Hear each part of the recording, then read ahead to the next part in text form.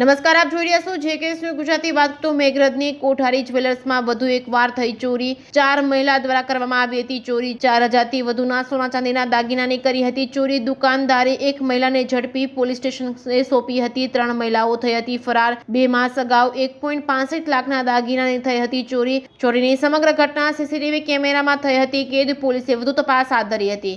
જેકેએસ news Gujarati સાથે મયુર પોકાર, માલપુર।